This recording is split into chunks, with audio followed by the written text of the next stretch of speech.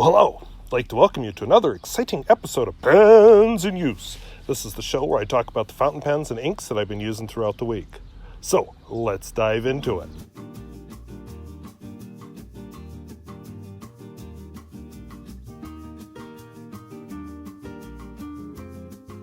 If videos like this interest you, where I talk about fountain pens, both new and old and at all price points, I would invite you to subscribe.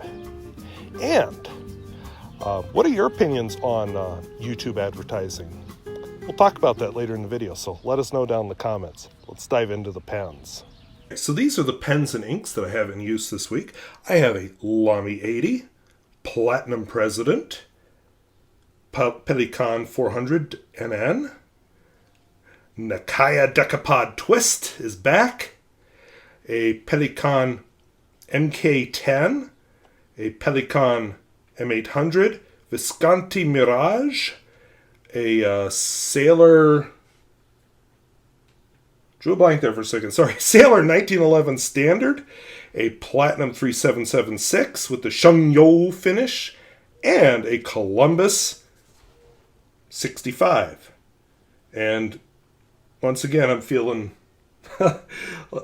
guilty about having a pen named Columbus, but we'll get through it. So let's see how they write. As always, I'll be recording these in my Bomo art journal, which is almost out of pages. I might have to get up suddenly and close windows. I recorded the beginning and ending of this video earlier, and it was pouring rain, or it started to pour rain while I filmed the ending, and I ended up coming indoors to finish the ending, and then it let up, and now it's coming down much harder, and definitely coming in at an angle, but doesn't seem to be hitting any windows yet. So, my first pen is a Lamy 80. Now, last week I had a nice story about a Kaweco Dia 85. I don't own one, but I had a nice story about one, courtesy of protopens.com. I would suggest looking at last week's video, at least the video description, to get the story, because it is a good one. I didn't have that pen. I don't own it. But I did purchase many years ago, a Kaweco 803/07 Dia, a slightly different model from the one Protopens had, but very similar. And I had this ink in it. This is Ferris wheel press Honeydew Melon. And at the time, I thought, ooh, that's really awful. In fact, I ended up not finishing the pen, and then I ran into some trouble while cleaning it, which I'll probably have to talk about in a pen repair video when I figure out how to repair it. Basically, the piston turning knob broke while I was emptying the ink out. Grr! So, anyway, I'd been thinking, well, with a broader nib, maybe this ink will show up better. And it does. Last week, it looked like that. This week, it's a little better. Oops, my paper clip that's holding the page down came off. So this is a Lamy 80.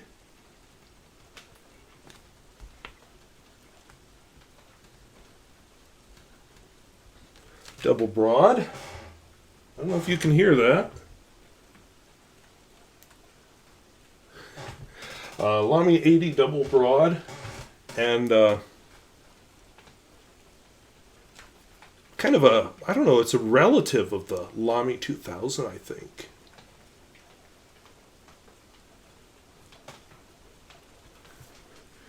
Anyway, the ink in it is Ferris wheel press Honeydew Melon. Or is it Sweet Honeydew Melon? I don't know.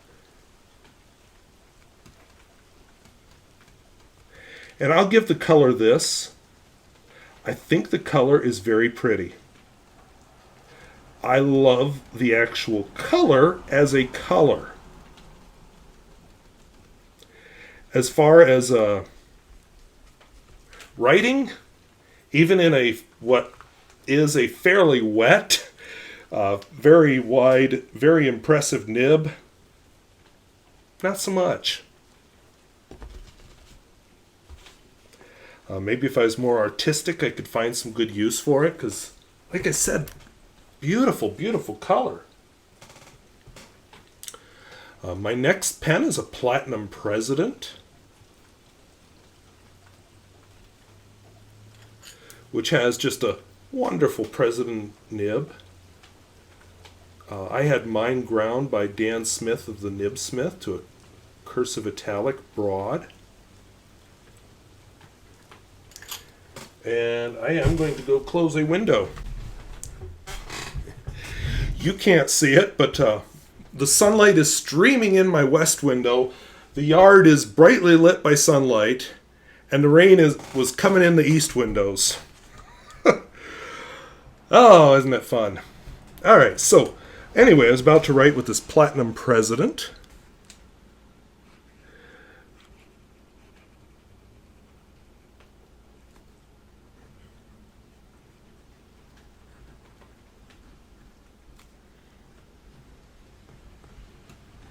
Has a broad cursive italic nib, and the ink. I was experimenting with Ferris wheel pressing, so I picked out 3. This one I like. Yeah, it's light, sort of pastel, but definitely has some color to it. This is one I can write with.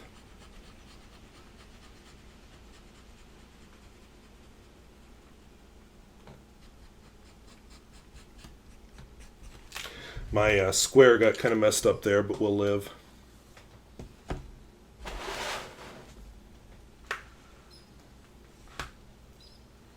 My next pen is actually is set here for a few weeks because I had way too many pens inked up for a while. This is a Pelikan 400 NN. Has just a wonderful nib on it. This is still a model that you can find. They're not probably as cheap as when I bought it, but you can find them. And it held a seal for several weeks because when I picked it up to write, it just started up like a champ. The ink in it is part of a series of inks I've just found interesting. Kyo-no-oto. These are the Kyoto tag inks. The other ones are called, what are they called? Kyo-iro. They've got 2 series of inks anyway. So this is Ochiguri-iro,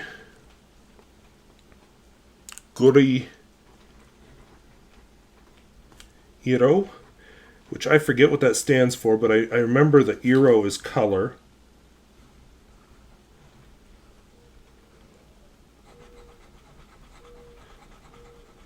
I've been trying to learn Chinese, which apparently if I learn the writing system, that will help me a little if I ever decide to pick up Japanese, but these are definitely 2 very different languages.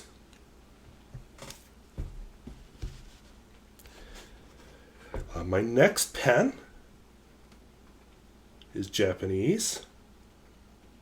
So since I had the Japanese ink in a German pen, I decided to put a German ink in my Japanese pen.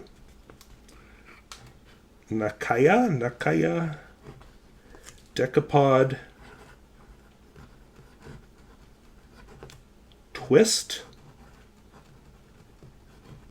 with a soft fine nib. If you want the exact same nib, but just in a different pen, purchase a Platinum 3776 with a soft fine nib. The nib looks different, but it's the same nib. This ink is Pelikan Edelstein, Smoky Quartz.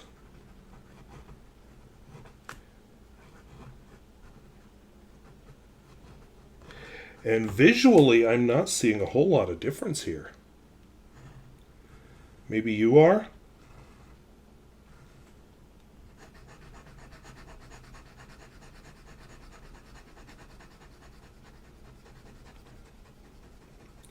If I was still making ink swatches, I might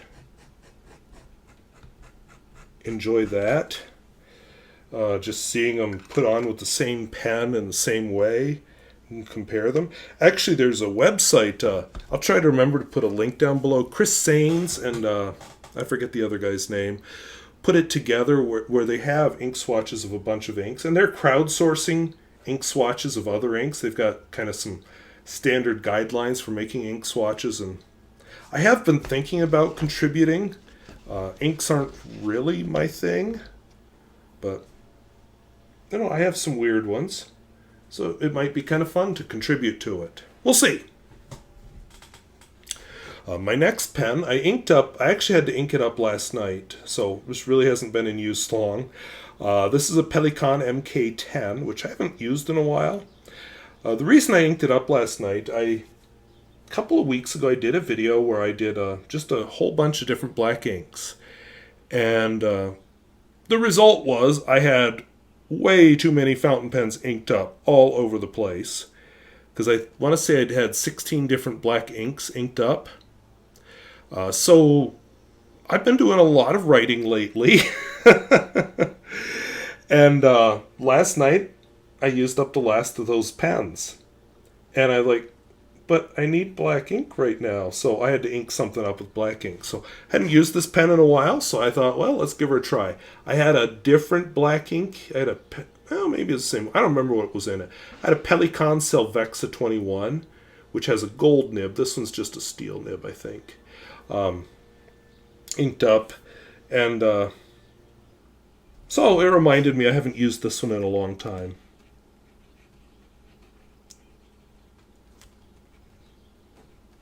It does have for a fine, especially a very wet nib.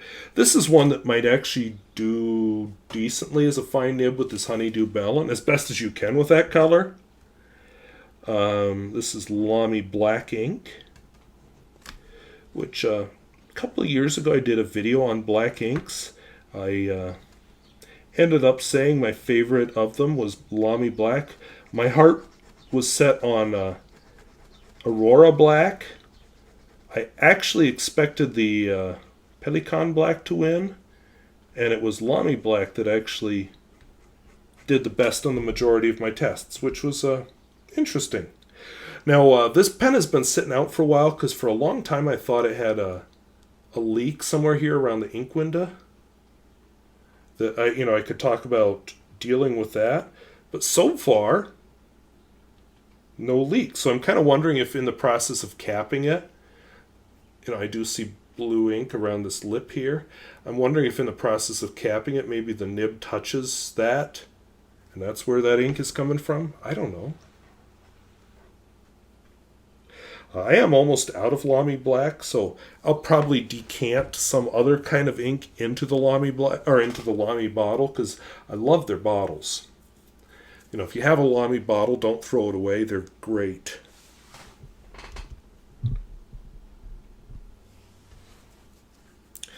My next pen, another one I haven't used in a few weeks. This is a Pelikan M800. This is the smaller cousin of the Pelikan M1000. It's a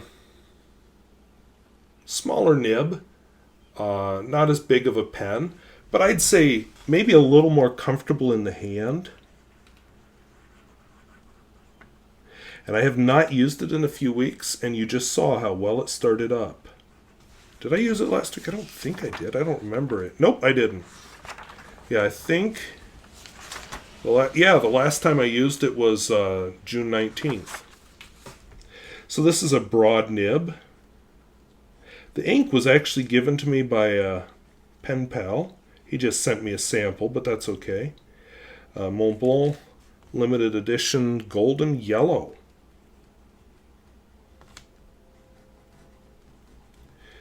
I like yellow inks. They're just so bright and happy. Trouble with a lot of them is they're just like that Honeydew Melon that I opened this video with. You can't read them once they're on the page. I've had a few pen pals saying, I wish I knew what was on page 3 of your letter, but I can't read it. So I tend not to use yellow ink, so I'm always on the lookout for yellow ink that actually does show up. And usually if it's a yellow ink that shows up, it has just a bit of orange in it. Or it's a yellow-brown or something. This is a Visconti Mirage. I have two Visconti pens, this one and a Homo sapiens. I don't know what possessed me to buy it, except I think I fell in love with the yellow color. Now, I'd looked for years. I'd lusted after a couple of Visconti pens and never bought them. See, you can lust after a pen and not buy. One was a Visconti, I think it was a Van Gogh, Sunflowers. Had a similar finish to this. I just thought it was so beautiful. What I didn't like is the section was metal.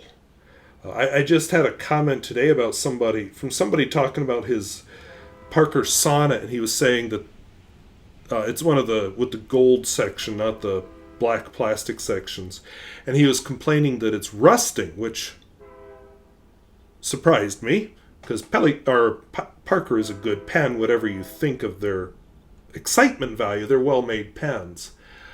So I researched it a little. There were some suggestions that, well, maybe people who sweat a lot, there was a word for that, might cause that. But the main consensus seemed to be, because I couldn't find any photographs of sections rusting, the main consensus seemed to be the possibility of ink stains, and they suggested clean it out with toothpaste, which is a very mild abrasive.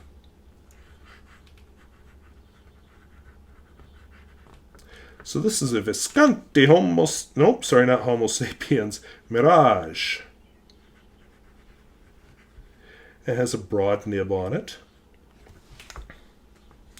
I did a video earlier this week about cleaning pens. It was kind of an update on a video I did a few years ago about cleaning pens. One of the big things is just soaking them. With pens like this, sometimes you just find, if I had a dark ink in before this, then when I go to write with this new ink, if I didn't clean it completely, we'd get some weird off color. You have to be careful of what material you soak, and only soak what you need to soak and can safely soak, which takes a little bit of knowledge. So this is a Ferris wheel press buttered popcorn. I can't remember. I think I just wrote Ropcorn. Yeah, I did. Whoops. I was just thinking last week I didn't compare it with anything. So here I can compare these two yellows, and definitely this has a little more of the brown in it. This has a little more of the orange in it. And that's what, in each case, helps them show up. The other thing that helps to make a yellow ink show up is to use it in a broad nib.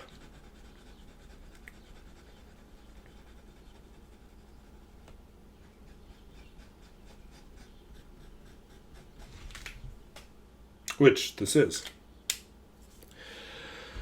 Another pen I have in use is a Sailor 1911 standard size. It has a zoom nib on it. Usually I like to put like an orange ink in this one, but for some reason I didn't go that route this time.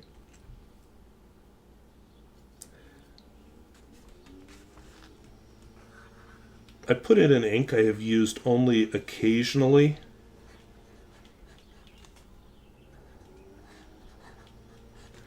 This is Sailor Jentle.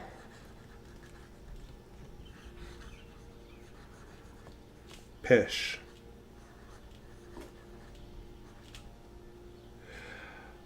I have been told by several viewers that these Sailor Jentle inks are going to be discontinued, and that happened before. I like a few of them. I love Sailor Jentle Epinard. I really like the Sailor Jentle Grenade. The Sky High and the Ultramarine are okay. This one's okay. And so people were advising me I should stock up on them. Now, I will admit, when these inks came back the last time, I stocked up. I bought 5 bottles of the Epinard.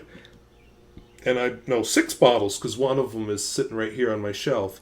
I bought 2 extra bottles of the Grenade. And since then, I've had more time to think about it. I just thought, why did you do that? Because now I have to store them.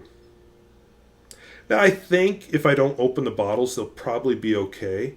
But the thing is, I have more ink than I could probably use in my lifetime. What the heck was I doing buying more bottles of one color? So I use a bottle of ink up. Oh well. I've got maybe not a replacement for that color, but plenty of other colors that I can enjoy. It's not like I'm a two-color ink guy, and if I don't have my two colors, like, holy cow, my life is at an end. I have way too much ink. That's why a couple of weeks ago, Pierre Gustafson and I were able to do a video on inks, because he's not so much of a wide array of inks as me, but I have way too much ink of too many different colors and too many different versions of the same color. I mean, seriously, why do I have these two? There is no reason. These two are different because they're samples, but those two browns are so similar. Why have them both? Am I going to be upset when one of them runs out? Probably not. Because I've got some other brown inks too. Not many. That's a color I don't have much of. There's a couple of inks that are really special and unique. Like Noodler's Black Swan and Australian Rose. Noodler's Matahari's Cordial.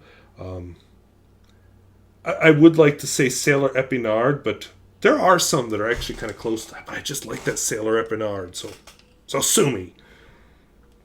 So anyway, why do I need so many different inks? I don't. This is a Platinum 3776, the Shengyo finish. I was just looking at the price on their newest special edition 3776, the I forgot what it's called. The purple one. And oh my god. So I'm glad I bought this when I did, because that is an expensive pen. But to be fair, the finish is a lot more complicated than just a couple of lines. So that's probably it. Maybe they have to raise money to pay for all those curry dosses with cracked feeds. Ooh, that was snide. So this is a Platinum 3776 with a coarse nib on it, which is the Platinum version of Double Broad.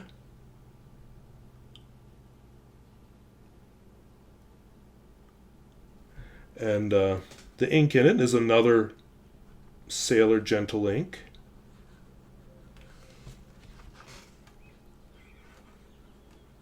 Somewhere I read that Sailor might actually be sold to a different owner. Some of these Japanese companies are interesting. They've got this long family history and they're passed down. I was reading about one that made something for temples and been passed down for almost a millennium and had just gone out of business.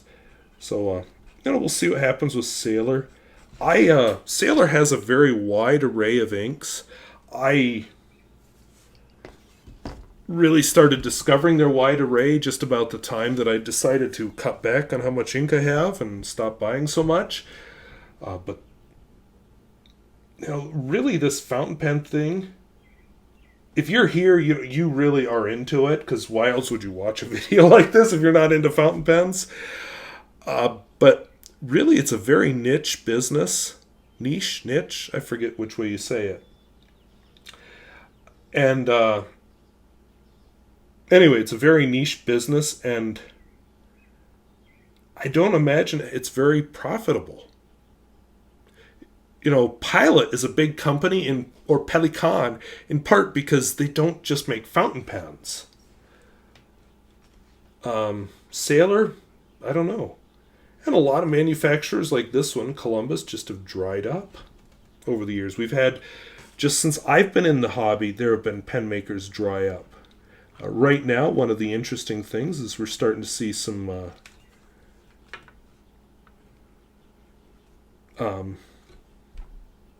custom pen makers. There's a lot more of them.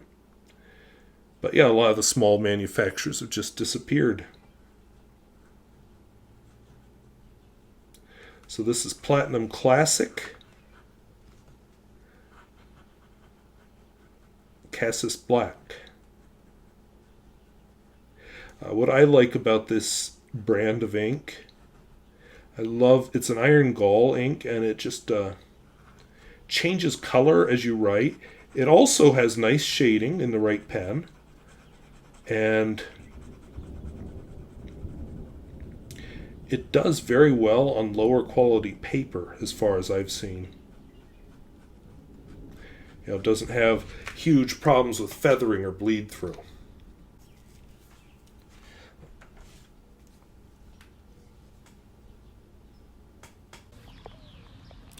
So, like before when I did some outdoor recording, I'm actually trying a different camera now.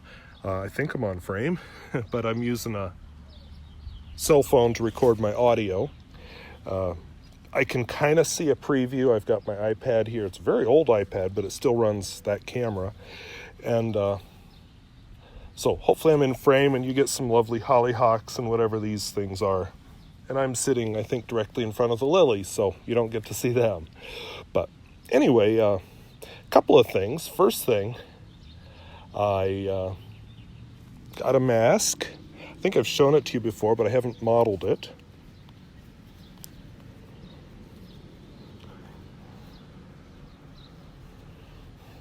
It has squirrels on it. Luckily, where I'm sitting, I don't have to worry too hard about this because, maybe I'll give the hollyhocks COVID or something, but that's about it. So we'll take it off. I did wear it into the post office today. I've got a pen hidden here. I'll just show you the top of it. I bought a pen. Back in February, I bought two really nice pens. And the Platinum Curry-DOS, which you know how that turned out if you've been following the channel. The first of those nice pens that I bought, actually February 19th of 2020, just arrived today. Thanks, COVID-19, and that's that one. I've already filmed its first impression. I did that before I did this so I could write, and then I wrote several pages with it before I said, oh yeah, got to do this, because I heard thunder, and I'm going to have to do this indoors if I don't hurry up. So, because I've been planning this, like I saw these flowers, I'm like, okay, got to do pens in use outdoors. And so here I am. So I'll be releasing those videos soon. The other video will be recorded next week because while I was setting up my Evernote page to go with this video, I checked my email and there's a shipping notice. The other nice pen that I purchased should be here by Friday next week. So I'll film its first impression, and then I'm going to decide which one I want to release right away, and then I'll save the other one. And I'll just say those pens were paid for by channel advertising dollars. I'm kind of sitting a little awkwardly. I cut a ditch here last summer to drain the sidewalk over the winter, and I'm sitting kind of low. I'm sitting in a hole. It's awkward. But anyway, the whole thing was paid for by advertising dollars from this channel, which is pretty exciting. When I had the chance to do advertising much sooner than I did it, but I did finally decide to take the plunge. I don't make a lot of money, but it adds up. I'd say the last year and a half worth of advertising dollars paid for those two expensive pens, including this one and the one that's supposed to arrive next Friday, and the Curry-DOS. So those are pens. Well, the Curry-DOS I probably would have bought anyway, but the other two I wouldn't have purchased if it weren't for the advertising dollars, because that's what paid for them. So thank you. This week I got a notification from YouTube that they're changing how they do advertising a little. Basically, they want you to opt out of what are called mid-roll ads. That would be like where I'm doing this where I'm doing my video and we're going along, and all of a sudden you're interrupted by an advertisement. Okay, that's the first mid-roll advertisement I've ever used. And I did that on purpose because I wanted you to see the effect. Yes, you can do it smoother. Yes, you can put it right exactly where you want it, or you can let YouTube just look for pauses and just do it by default. But in any case, they're allowing it now on videos as short as 8 minutes long, which before it was 10 minutes. and by default it's turned on. Now I chose to go in and turn it off. I know YouTube is just trying to get more money out of it, and yes, we creators do get a small cut of it, but you know, it's not like most people get rich or even make a living off of doing YouTube. Definitely not off the advertising. Even if you are a big channel, you have to do other stuff, and I don't, because this is a fun thing for me, not a business. But you know, it got me to thinking, what are your opinions on mid-roll advertising? If you're like me, you grew up in the 80s and 90s, used to commercial television where it's funded by advertisements that are basically mid-roll that interrupt the show constantly. If you watch, you know, if you buy the DVD of a TV series, you can tell where, oh yeah, that's where they had an advertisement inserted, even though it's not on the DVD or, well, who does DVDs anymore? On the streamed version. And but I don't know. I guess I'm of the opinion I'd like to. Oh, I just felt a raindrop hit my on the head there. I'm of the opinion that I would like to just run the video. I don't mind advertising before or after. Like I said, it funded 2 very nice pens and a curry sauce that we'll see how that turns out. So anyway, I've turned it off. I watch some channels and it's just like constant. There was one channel, can't remember his name. He's a younger guy, but anyway, it's just constant. Like every minute or two, you're interrupted by mid-roll ads, and you're like, holy cow, you're not even getting anything coherent out before you've got another advertisement. He's gotten smoother about it. I think enough people harassed him about it and quit watching that he only does a few mid-roll ads. I was watching one where he must have just turned on the default just to see how it goes, and yeah, I felt interrupted. But then I watch others, like Cinema Snob is a channel that I like. He does mid-roll ads, but he actually plans them out and designs it so, okay, we're going to insert one here. You know, the nice thing, if you remember network TV, I don't know, is cable still like that? I don't watch TV. I guess Hulu's kind of like that. But anyway, I like, you know, having that break is nice because, you know, you got to refill your water or get up and whatever. You know, advertisements are always nice for doing that. So, but on the other hand, I can press pause. Couldn't do that back in the TV days. So, I don't know. For now, the mid-roll ads are turned off, but I would be curious about your thoughts. So let us know down in the comments. The other thing, since I did start out in the mask there, I've mentioned before, now this is just recording sound for me. It's a microphone right now, but it records video, and it is amazing how many videos have been caught of people freaking out over masks. You know, I'm not going to wear one, or that's the most common one. And then you've got a few that are protesting other people wearing them, like people screaming at these high school kids working at an ice cream parlor in Ohio about wearing masks. What the heck? It's become a political thing. Enough raindrops here, I'm going to put the pen in my pocket so it doesn't get wet. Why? What is the big deal? It's become a political thing rather than a scientific thing. A mask, like the squirrel mask, really does almost nothing to protect me. And you could well argue viruses can get through it with no trouble, because that's true. But what you can't argue with is, while it doesn't protect me a lot, it protects you if I have the virus. Now, I'm in a county that has only had one case since this pandemic began. And the reason I've got to block the wind away from the microphone here. The reason we've only had one case is because we're rural. I'm in a county about the size of the state of Rhode Island. My school district is actually bigger than the county because we incorporate a large swath of another county. 3,000 people in it. That's why we haven't had the virus here.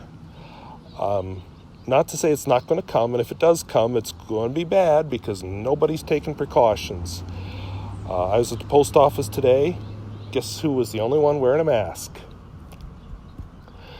So a lot of areas aren't ready for it. Now, the nice thing about North Dakota is while you do have those really militant political people that end up on those videos, you don't have so many of them. People are more live and let live here. I mean, definitely right-wing, but more of that live and let live type of attitude, which is how it should be. Sorry, I saw a strange-looking vehicle, and I just had to go look what it was. Anyway, I have some links below about with Schlieren imaging. Some of it was from before the pandemic was even a thing, 2009. Some of it is after. Masks really do reduce droplet transmission. Yes, individual viruses can escape, but a lot of it is the droplets. I'm spraying droplets right now. You are too if you're talking or breathing, or heaven forbid, sneezing or coughing. The mask really reduces the transmission. So, in the end, the mask is about protecting the people around you, not about protecting yourself. I don't wear this because I'm weak, because it doesn't do me much good to wear it. I was tested last week on Tuesday and tested negative, but been to the grocery store once and the post office twice since then, so I could have it now. So you don't know. And we've been seeing, I found it interesting, the spikes, you won't catch, I don't go to bars anyway, but, these states that have been reopening and all of a sudden they're like, oh no, let's close down again. Oh, shut it down. Shutting down their bars, restaurants. And I'm in one of those states where the bars are open and it's just luck. I mean, go, 2 blocks that way, there's a restaurant right now. I could go in and sit down and have a pizza. I'm not going to. If I order from them, it's going to be delivery or pickup at the window, not inside. Well, it's starting to rain more. But anyway, I just, we should be wearing the masks. What's been interesting is the protests that were happening recently kind of got... all right, I'll finish this story inside because now it's coming down a bit more. All right, I didn't really take the time to frame this very well and didn't turn the lights on over there. Somebody actually noticed that one time when I forgot to turn them on. But anyway, trying to remember where I was. The street is now wet in the time it took me to set up inside. It does look like it stopped raining now, but the place I was sitting would be wet now too. So we'll just finish it up in here. But anyway, so the thing with the masks is you're just protecting your fellow person. This isn't for you. It's to protect other people. And, masks make it possible to go out a lot more than we could. What I was about to say is it's been kind of interesting. In the wake of the protests, they haven't been finding any spikes in COVID-19 the way you would expect. And there's a couple reasons for that. And I'm no epidemiologist, but one of the reasons, of course, is real simple. They're outdoors. Another reason, a lot of the protesters, not all of them definitely for sure, been wearing masks and social distancing. I was reading there was a spike in Tulsa, Oklahoma, following the rally there that only a few people came to. Whether it's specifically linked to that rally or not is an open question. The article I was reading wasn't sure. It's just, within that timeline where it could have been the rally or something else. I was reading about a camp down in, on the Missouri, I want to say in Missouri-Arkansas line, some Christian camp where they had 82? Anyway, I'll try to put the link down below. Some number of COVID cases, and they've ended up closing the camp for the summer, which does bring me to school this fall. I don't get a say. I'm just a peon. I have to do what I'm told. The wealthy and powerful get all the say.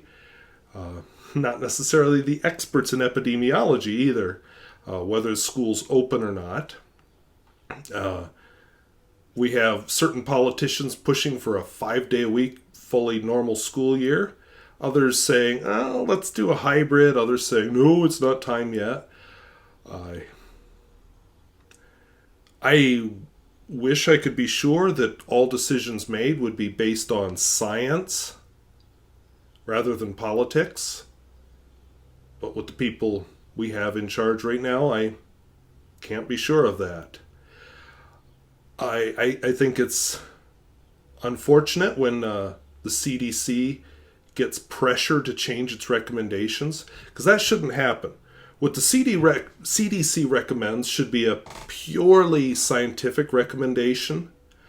The politicians have to turn around and weigh the other considerations, the economic disruption, the social disruption, the needs of kids, the needs of the kids' parents, because, sorry, but school is also, besides an education thing, it's also a babysitting service so parents can go to work.